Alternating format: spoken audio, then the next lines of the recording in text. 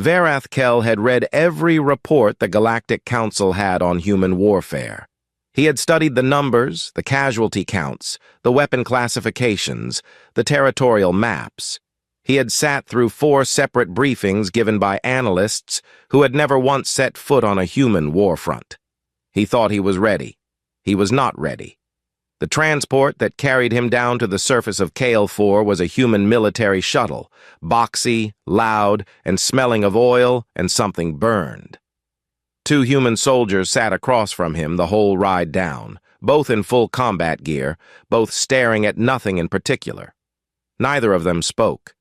Neither of them looked nervous. The planet below was actively contested. Enemy fire had been reported in the landing zone as recently as 6 hours ago, and these 2 soldiers sat there like they were on their way to a meal. Varath-Kel gripped the edge of his seat and said nothing. The shuttle hit the ground hard. The ramp dropped. Heat and noise came in all at once. Distant booming that rolled across the flat, broken land like slow thunder, the smell of smoke and burned earth, the sound of vehicles and voices and equipment all moving at the same time. Varath-Kel stepped out and stood still for a moment, just taking it in. A woman walked up to him fast. She was not tall, but she moved like someone who owned the ground she stood on. She had short dark hair, a rifle on her back, and the kind of expression that did not waste time. "Varath-Kel," she said, "I'm Lieutenant Grace Nolan. I've been assigned to you for the duration of your visit. Stay close. Do what I say when I say it. And don't touch anything without asking me first." She did not wait for him to respond. She turned and walked and expected him to follow. He followed. The forward observation post was a collection of low structures dug into the earth and reinforced with metal and sandbags. It did not look like much, but the moment Varath-Kel stepped inside the perimeter, he felt something change in the air, a kind of organized energy, tight and deliberate. Soldiers moved between stations. Screens showed maps and feeds. People talked in short, clipped sentences. Nobody was panicking. Nobody was loud. Everyone was working. Grace led him through the post and stopped outside a command structure near the center. She knocked once and pushed the door open. The man inside was sitting at a table covered in maps and data slates. He looked up when they entered. He was not large. He was not young. He had a lined face, pale eyes, and gray at his temples. He wore no decoration on his uniform beyond his rank. He looked like someone who had been tired for a very long time and had simply made peace with it. "Colonel Carter Briggs," Grace said. "This is the Council's observer." Briggs stood and extended his hand. Varath-Kel had studied human greetings. He took the hand and shook it. Briggs had a firm grip. Not aggressive, just certain. "Glad to have you with us," Briggs said. "I'll be honest with you. I'm not entirely comfortable having a civilian this close to an active front. But orders are orders. Grace will keep you safe. Just listen to her." "I will," Varath-Kel said. Briggs nodded and looked back at his maps. The meeting was over. Varath-Kel had expected something more. A speech, perhaps. Or at least some acknowledgement of the significance of the visit. The first alien ever granted access to a human combat zone. But Briggs had already moved on. There was work to do. Grace showed him to a small room at the edge of the post, a narrow cot, a single light, a sealed window that looked out toward the east where the sky was the color of old copper from the smoke. "Get some rest if you can," she said. "It gets loud at night." She was right. Varath-Kel was lying on the cot 3 hours later when the first impact hit. It was not close, maybe 2 kilometers out, but the ground shook. He sat up fast, his heart's hammering, every instinct in his body screaming at him to move. He got to the door and pushed it open, expecting chaos. What he found was Corporal Danny Pruitt, sitting on an overturned crate outside, eating from a metal container with a small spoon, looking completely unbothered. The next impact came. Closer this time. The ground shook harder. A distant flash lit the copper sky. Pruitt looked up at Vareth Kell and said, "Long-range stuff. They can't hit anything with it at this distance. They just do it to ruin our sleep." He scooped another spoonful and added, "It works, honestly. I haven't slept a full night in 2 weeks." Vareth Kell stared at him. "Are you not afraid?" Pruitt thought about it genuinely, like it was a real question that deserved a real answer. "Sure," he said, "but being afraid doesn't stop the shells, so." He shrugged and kept eating. More soldiers had come out of their structures. A few sat together nearby, talking in low voices. One was sharpening something. Another was reading from a small device. One woman was doing slow stretches against the wall of her structure like this was a perfectly normal evening. None of them looked at the sky with anything more than mild annoyance. Vareth Kell went back inside and sat on his cot and opened his data recorder. He sat quietly for a moment, trying to find the right words. The shelling continued outside in a slow, irregular rhythm. After a while, it stopped. The post went quiet again. Somewhere nearby, 2 soldiers were having a quiet argument about something that had happened in a card game earlier. He finally spoke into the recorder. "First observation," he said. "The humans at this post received sustained indirect fire this evening. I observed approximately 14 soldiers in the open or semi-open during the engagement. None of them took cover. And none of them appeared to alter their behavior in any significant way." One soldier continued eating his meal. "I am not certain whether this is a product of extensive training, genuine fearlessness, or something else entirely. I do not yet have a word for it." He paused. "I have spent 11 years as a council attaché. I have visited conflict zones on 7 worlds. On every one of those worlds, sentient beings caught in artillery fire exhibit the same behavior. They run, they hide, they cry out.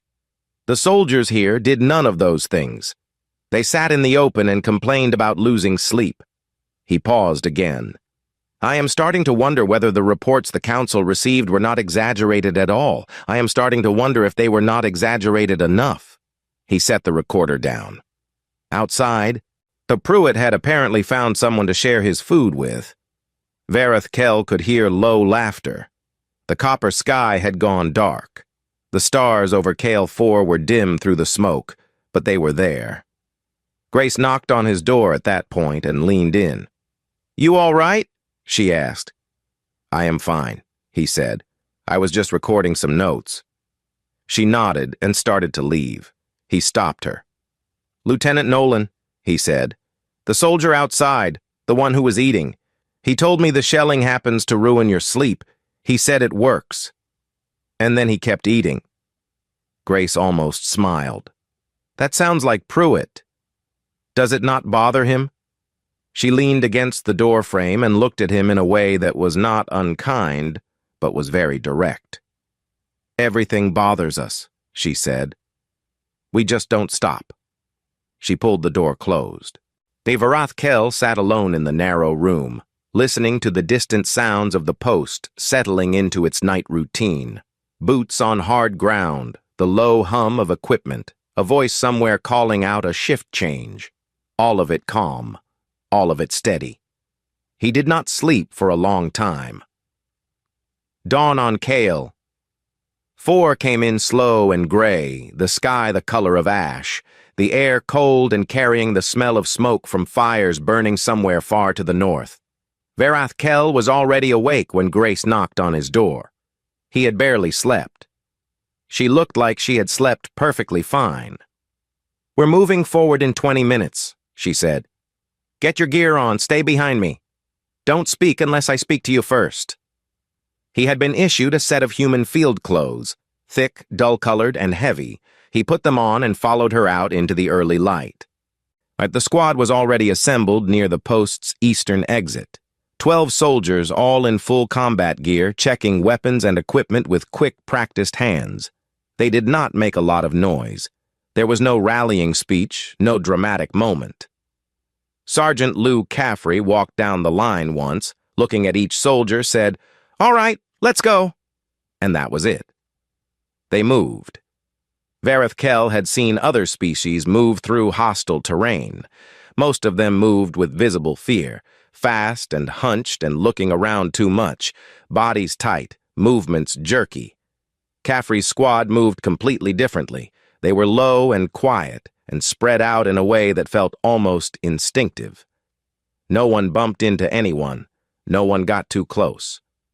And they moved through the broken outskirts of a settlement that had been half destroyed by previous fighting. Crumbled walls, burned structures, debris scattered across every surface. And they moved through it like water finding its way through stone. Easy, certain, quiet. Vareth Kell walked near the center of the column beside Grace and did his best to keep up. She moved exactly like the others, like she had done this 10,000 times and expected to do it 10,000 more. The settlement opened up into a wide stretch of flat ground, and Caffrey signaled a halt with one raised fist. Everyone stopped. No one spoke. Vareth Kell stopped and watched and tried to understand what Caffrey had seen. He could not see anything. The ground ahead looked empty. Caffrey crouched and stared for a long moment.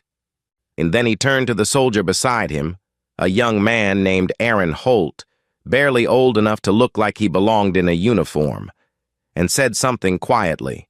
Holt nodded and moved left without hesitation, taking two others with him. Caffrey waited 30 seconds and then moved the rest of the squad right, keeping low. The split happened so smoothly that Vareth Kell almost missed it. One moment there were 12 soldiers. The next moment there were two separate groups moving in different directions, both of them disappearing into the terrain like they had been absorbed by it. What happened next came fast. A burst of enemy fire opened up from a position ahead, targeting where the squad had just been. Caffrey's group was already gone from that spot. Holt's group was already at the enemy's flank. There was a brief exchange of fire, close, loud, violent, and then it was over. 40 seconds, maybe less.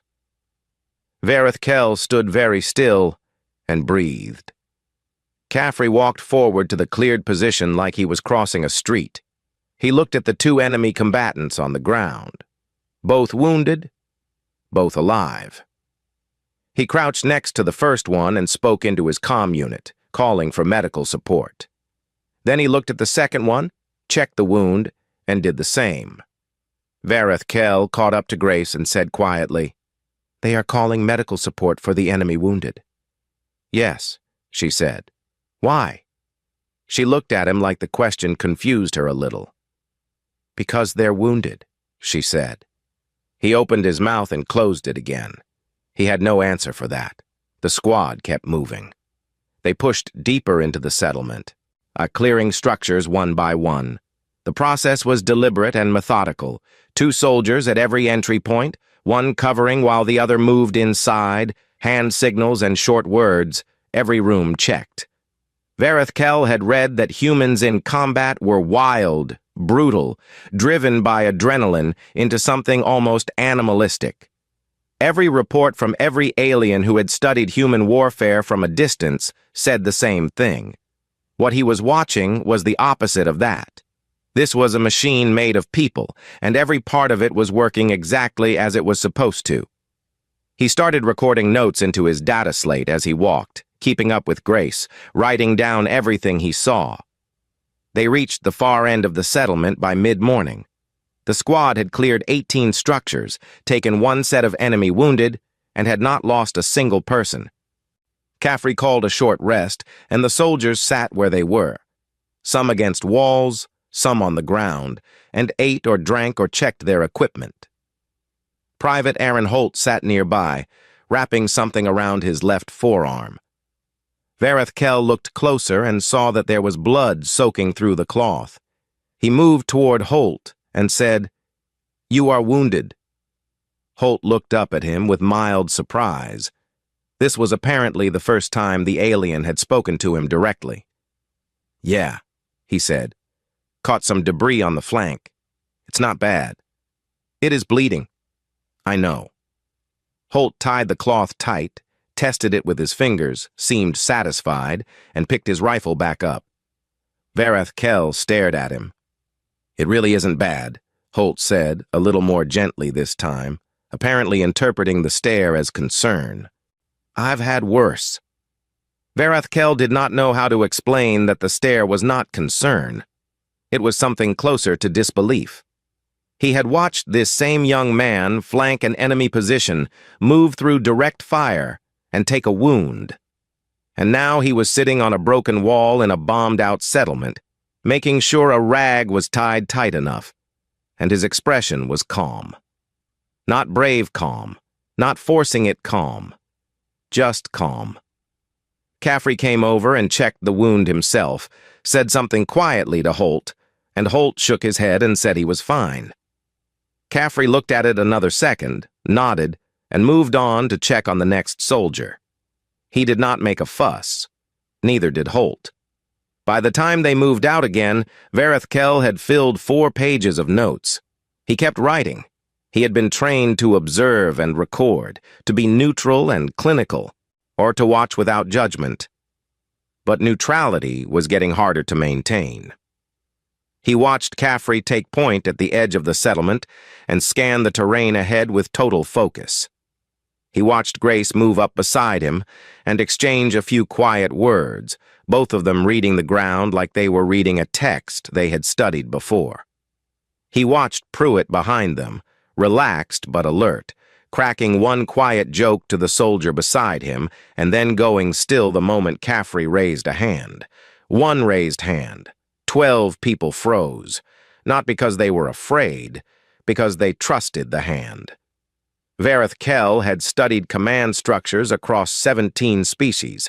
He knew what fear-based discipline looked like, and he knew what earned trust discipline looked like. This was the second kind. These soldiers did not follow Caffrey because they had to.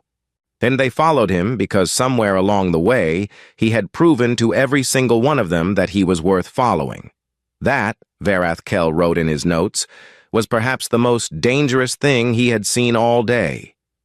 He paused, looked at the squad spread out ahead of him in the gray morning light, and added one more line. "And the day is not over yet." War had a rhythm to it. Varath Kell had not expected that. He had expected constant noise, constant movement, constant violence. What he found instead was something that moved in waves, hard and fast and then suddenly still, like the world was catching its breath before the next push. And it was in the stillness between the fighting that Varath Kell began to see things no report had ever mentioned. The soldiers slept in shifts. That was the first thing he noticed. 2 hours, sometimes 3, curled up on cots or on the ground or sitting upright against a wall with their rifles across their laps. Then they were up and working again. No alarm, no fuss. They simply opened their eyes, and they got up, and they went back to whatever needed doing. He watched this happen again and again over 3 days, and it never stopped being strange to him. On his world, sleep deprivation was considered a form of harm. Here, it seemed to be considered a schedule. He asked Grace about it on the 4th morning. She was sitting outside the command structure with a cup of something hot, watching the eastern horizon where the sky was starting to lighten. "Does it not damage you?" he asked. "The broken sleep?" She thought about it, turning the cup in her hands. "It damages us," she said. "We just push through it. You get used to feeling a little broken." "And that is acceptable to you?" She looked at him. "No," she said, "but it's what the job requires." So. He had heard that word used that way several times now, not as an ending to a thought, but as a closing of a door. This is unpleasant, so we continue. This is difficult, so we adapt. This costs us something, so we pay it and move on. He wrote it in his notes. He underlined it. He spent the afternoon of the 4th day simply watching the post operate. He walked slowly from station to station, saying little, just watching. A repair team was working on a vehicle that had taken damage 2 days ago. They worked without stopping, passing tools back and forth without asking, communicating in short phrases or just looks. A communications officer named Specialist Carla Voss sat at her station managing 4 separate channels at once, her voice calm and even whether she was routing a supply request or relaying a fire support call. In the moments when the channels went quiet, she had a small paper notebook open beside her equipment, and she was drawing in it small, detailed portraits of the people around her. He stopped and looked at one of the drawings. It was Caffrey, done in pencil, sitting the way he always sat when he was thinking, arms resting on his knees, looking at the ground. The drawing caught something real about him, something quiet and weighty. "You draw," Vareth Kell said. Carla looked up. She had clearly not noticed him approach. "Yeah," she said. "Ma keeps my hands busy when the channels are quiet." "It is very accurate." She glanced at the drawing. "I just try to catch what people look like when they don't know they're being watched," she said. "That's when you see the real thing." She went back to her channels. Vareth Kell stood there a moment longer, looking at the notebook, and then moved on. He found something similar everywhere he looked. Private Aaron Holt, the one with the wrapped forearm, was teaching himself a card trick during a rest period, failing at it repeatedly, and starting over each time with the same patient expression. Danny Pruitt had apparently lost a bet of some kind, and was now required to do an impression of the post's cook every time someone asked him to, which they asked him to far too often, and which he did with complete commitment every time, despite claiming loudly that he hated all of them. And Colonel Carter Briggs walked the post every evening. Vareth Kell saw it for the first time on the 4th night, and then made a point of watching it every night after. Briggs would finish his work at the command table and then simply walk, no escort, no agenda, just moving through the post in a slow circuit. He stopped at every station. He spoke to every person he encountered, and he knew things. He knew the name of Holt's younger brother back home.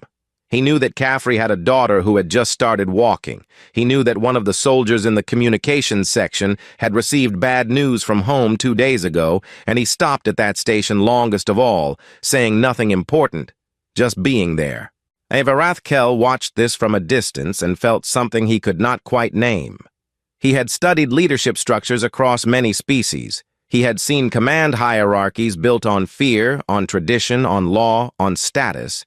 He had seen commanders who were worshipped and commanders who were merely obeyed.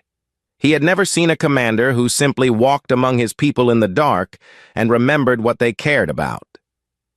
Then the 5th night came. He was in his room when he heard the difference in the sounds outside, not the slow, irregular shelling he had grown half used to, but something closer, sharper. He was out the door before Grace reached him. "Stay inside," she said. "What is happening?" "Night raid. They got inside the outer perimeter. Stay in this building." He stayed in the doorway instead, which was close enough to inside that she did not argue. He watched the post respond to the breach, soldiers moving fast and quiet toward the sound. No panic, no shouting, just people doing what they had trained to do. It was over in less than 8 minutes. But 2 soldiers did not come back. He learned their names the next morning. He did not write them here. It felt wrong to record them in a list of observations. They were people, not data points. What he did record was what happened in the hours after. The soldiers who had fought beside them came back to the post, put down their gear, and were quiet for a while. Not long, an hour maybe. Some of them sat together. Some of them were alone. Pruitt, who had been making people laugh for 4 days straight, sat against the outside wall of his structure and stared at nothing. And then nobody bothered him and nobody made jokes. Then, slowly, they got up. They picked their gear back up. They went back to their stations. Vareth Kell watched this and felt something press against the inside of his chest that he did not have a word for in his own language. He went to his room and sat on the cot for a long time. He asked Grace about it that evening. "How do they do it?" he said. "They lose someone, they grieve, and then they return. How is that possible?" She was quiet for a moment. She looked at the floor and then back at him. "We carry them with us," she said. "That's the only way I know how to explain it. They don't go anywhere. We just keep going and we bring them along." Varath Kell looked at her for a long time. Then he picked up his recorder and spoke into it slowly. "6th day. I have now observed this unit absorb loss and return to full operational function within hours. I have watched them grieve without collapsing. I have watched them feel everything: exhaustion, fear, grief, humor, love, and continue working through all of it simultaneously." He paused. "The most dangerous thing about humans is not their weapons or their tactics or their physical endurance. It is this: they do not require the absence of pain in order to function. They have learned, somehow, to function inside of it." He set the recorder down. Outside, Briggs was walking his circuit. The post was quiet and steady around him. Somewhere across the camp, someone laughed at something Pruitt had said. They were still going. The 6th day started quiet. "Too quiet," Grace said, and the way she said it made Varath Kell pay attention. She had spent the morning walking the perimeter twice, speaking in short, careful sentences to the watch teams, looking out at the terrain with the kind of focus that had nothing casual in it. Briggs had been at the command table since before dawn. The maps on the screens had changed. More markers, more movement indicators to the east. "Something is coming," Varath Kell said to Grace. "Yes," she said. "What do you need me to do?" "Get in the bunker when I tell you, and stay there." The attack came just before midday. It came from 3 directions at once: east, northeast, and a probe from the south that Caffrey's section picked up early and shut down fast. But the east and northeast pushes were serious. They came in hard, with armor support and sustained fire, pushing against the post's outer positions with a weight and volume that made the ground shake in a way that was different from the long-range shelling Varath Kell had grown almost comfortable with. This was close. This was aimed. Grace told him to get in the bunker. He told her he was staying. She looked at him for 2 full seconds. He did not move. "Stay behind the command structure," she said. "Don't move from that position. If I tell you to run, you run." He nodded. She went. He pressed himself against the outer wall of the command structure and watched. What he saw in the next 11 hours was something he knew he would spend the rest of his life trying to describe accurately and failing.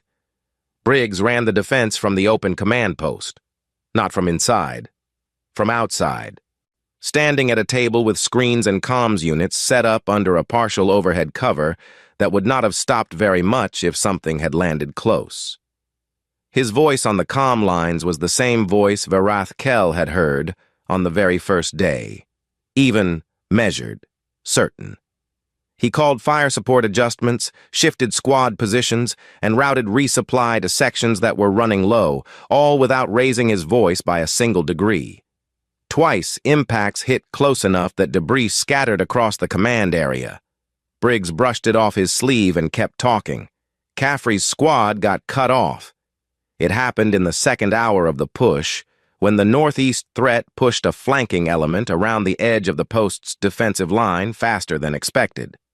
The squad was forward when the gap closed behind them. And comms went intermittent, not gone but broken, cutting in and out.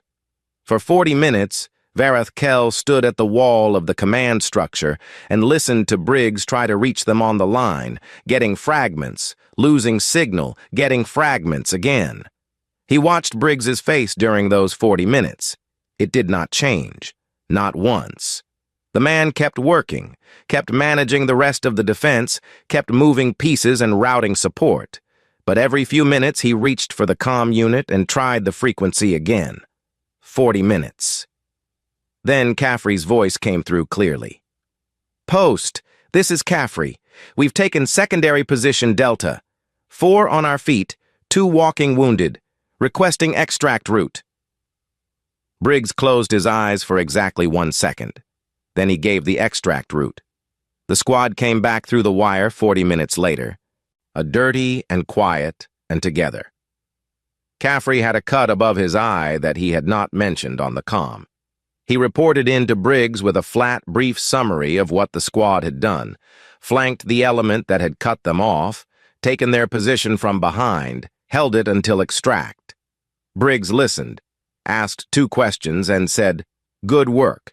That was all. Then there was Carla Voss. Vareth Kell saw it from his position at the wall. A soldier from one of the outer sections had been hit in a stretch of open ground between 2 structures, caught in a gap during a push, unable to move, in a spot that was still being swept by enemy fire. The ground around him was not safe. Vareth Kell watched the angle of the incoming fire, ran the calculation instinctively, and concluded that moving to that position had a very low probability of survival. The Carla Voss came out of the comm station at a run. She crossed the open ground fast and low, reached the soldier, and checked him in 3 seconds. Then she grabbed him by the drag handle on the back of his gear and pulled. She was not large. He was. She pulled anyway. She moved backward across the open ground, dragging him, her legs driving against the dirt, and she made it to cover. She went back to her station. 15 minutes later, the incoming fire angle shifted, and the same stretch of open ground became dangerous again from a different direction. A second soldier went down in almost the same spot. Carla Voss looked at the ground. She looked at the soldier. She went again. She was halfway back with the second soldier when a round hit near enough to her that Vareth Kell heard the impact clearly from his position. She went down, not flat, just to one knee, catching herself, and then she kept moving. She made it to cover, pulled the soldier in after her, and then sat down heavily against the wall. Her left leg was bleeding badly. A medic reached her in under a minute. She told him to see to the soldier she had just dragged in first. He argued. She repeated herself. He saw to the soldier first. When she finally let him look at the leg, she was still sitting upright, still watching the fight, her notebook somehow open in her hand, and she was still drawing. The attack broke at sundown. The enemy offensive, which had hit the post from 3 directions with everything they had, collapsed against the line that had never moved. The perimeter held. Every human position held. The post went into a careful, exhausted quiet. The soldiers came back from the line, set their weapons down, and sat. Not dramatically, not with any ceremony. They just sat and let the stillness settle over them. Vareth Kell was still against the wall of the command structure. He had not moved from that spot in 11 hours. He was not certain his legs would work properly if he tried. He became aware at some point that Grace had come to stand near him, close enough that she could have touched his arm. She said nothing. She just stood there. After a while, he walked away from the wall and sat down on the ground about 10 meters from the post entrance, in the open, facing the smoke-dark eastern horizon. He sat there for a long time. Grace found him still there much later. She crouched beside him. "Are you all right?" she said. He thought about the honest answer for a moment. In all the years I have served the Council," he said slowly, "I have observed 17 species under conditions of armed conflict." He paused. "I have never seen anything like what I watched today." Grace was quiet. "Your people did not break," he said. "They were hit from every side. They lost contact with a squad for 40 minutes. They had soldiers go down in open ground, and the line never moved." He turned to look at her. "How do you not break?" She thought about it for a long time, looking at the same horizon he had been looking at. "I don't know," she said finally. "I just know we don't." Somewhere behind them, someone had started a small fire. Voices gathered around it. Low, tired, familiar. Caffrey's voice, Pruitt's voice, Holt's voice. The same people who had been under fire all day sitting together in the dark, were talking quietly like the day had been long but normal. Vareth Kell listened to them and did not speak. He had come here to observe. He had observed, and he was no longer certain that any words in any language he knew were going to be enough. The Galactic Council chamber was the largest interior space Vareth Kell had ever stood in. It rose high above him in a sweep of pale stone and light, the curved rows of delegate seats filled with representatives from 31 species, all of them looking down at the floor where he stood with his data recorder, his notes, and nothing else. No visual aids, no prepared slides. He had decided on the transport home that he was not going to give them a presentation. He was going to tell them what he had seen. The chamber director announced his name and his purpose and invited him to begin. Vareth Kell looked up at the rows of faces. Some of them were expressions he could read. Some of them were not. He had been gone for 2 weeks. He felt like he had been gone for a year. He set his data recorder on the stand in front of him and did not open it. "I was sent to the human war front on Kale 4 to conduct a threat assessment," he said. "The council wanted to know if the reports coming from the front were accurate. It wanted to understand the full nature of the human military capability. I am here to tell you what I found." He paused. "I will not give you casualty ratios or tactical efficiency scores. You have analysts for that. I will tell you what I saw, and I will trust you to understand why it matters." A delegate from the Parathi bloc shifted in his seat. Vareth Kell had worked with him before. The man had no patience for anything that could not be expressed as a number. Vareth Kell ignored him and kept going. "On my first night at the post, the facility was struck by long-range indirect fire. I expected to find the soldiers taking cover. Instead, I found one of them sitting outside eating a meal and explaining to me, in a calm and almost bored tone, that the shelling was designed to ruin their sleep. He acknowledged that it worked. Then he continued eating. A few sounds in the chamber, not quite laughter. More like discomfort. "I want you to understand something about that moment," Vareth Kell said. "That soldier was not performing courage for my benefit. He was not pretending to be unafraid. He was genuinely, functionally unbothered by the fact that weapons were landing near him. Not because he did not understand the danger, because he had already made some internal decision about the danger that allowed him to keep eating his meal. I did not fully understand that decision until the end of my visit." He walked them through it slowly. The morning advance through the settlement, the squad moving in near silence, splitting perfectly, taking the position in under a minute. The enemy wounded being called in for medical support without discussion, as if saving the people trying to kill you was simply what you did. Private Aaron Holt wrapping his arm and going back on the line, because the wound was not bad enough to matter.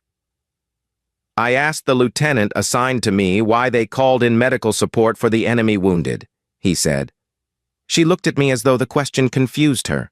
She said, "Because they're wounded." That was the full extent of her explanation. Because they're wounded. As if the fact of a wound was sufficient reason to help, regardless of whose wound it was. He told them about the card games and the card tricks, about Carla Voss drawing portraits in a field notebook in the gaps between combat operations, about Pruitt making people laugh through artillery strikes and grief alike, about the 2 soldiers who did not come back on the 5th night, and the hour of stillness that followed, and then the quiet, steady way the unit picked itself back up and went on. "I watched them grieve," he said. "I want to be precise about that. I do not mean they processed the loss efficiently or compartmentalized it in a way that protected their function. I mean they felt it. They sat with it. They were, for a short while, simply people who had lost people they cared about. And then they stood up and went back to work. With the grief still in them, still carrying it." He paused. "I have spent 11 years in council service. I have observed armed conflict on 7 worlds. Every time, I have watched sentient beings attempt to reduce their emotional experience in order to fight, to become, for the duration of conflict, something simpler and harder than what they normally were. Humans do not do this. They take everything with them. The love and the grief and the exhaustion and the humor and the fear, all of it, and they carry it all into the fight and they keep going anyway. I do not have a word in my language for that. I am not sure any language has the right word. He told them about Caffrey's squad going dark for 40 minutes, about Briggs standing at the open command post with debris landing near him, and his voice unchanged, still routing fire support and supply lines and extraction routes, about the line that held for 11 hours. And then he told them about Carla Voss. He told them about the open ground, about the angle of the fire, about the odds he had calculated in real time. He told them about the first soldier she dragged to cover, and the second one and the round that knocked her to one knee, and the way she got back up anyway. He told them about the argument with the medic, which she won. He told them about the notebook, still open in her hand. She was still drawing, he said. After all of that, she was still drawing the people around her. The chamber was very quiet. The delegate from the Parathi block had stopped shifting in his seat. Varathkel looked up at the rows of faces again, and he had one more thing to say, and he had been thinking about how to say it since the night he sat in the dirt outside the post, watching the smoke rise from the eastern horizon. This council has been debating for several years whether humanity should be granted formal membership and a permanent seat in this chamber, he said. I understand the hesitation. They are young by galactic standards. Their history is violent. Their technology is still catching up to ours in several areas. These are legitimate concerns. He let the silence sit for a moment. But I want to suggest to you that we have been asking the wrong question. The question is not whether humanity deserves a seat at this table. After what I saw on KL4, I do not think that is a question worth asking anymore. He picked up his data recorder. The question, he said, is whether we deserve to have them. He stepped back from the stand. The chamber stayed quiet for a long time. He did not wait for the vote. He collected his things and walked out, down the long corridor that led away from the chamber floor, through the pale stone hallways of the council building, and out into the open air. He stood there and breathed for a moment, feeling the difference between this air and the smoke-heavy air of KL4. And he thought about the fire at the base of the post on that last night. He thought about Grace and Caffrey and Holt sitting around it in the dark, tired and quiet and together, talking about nothing important, none of them knowing that a room full of alien diplomats was slowly, reluctantly, and beginning to understand what they had built. Not in the laboratories or the shipyards or the weapons programs, but out there in the dirt and smoke of a war zone that should have broken them and did not. He thought about Pruitt, probably making someone laugh right now.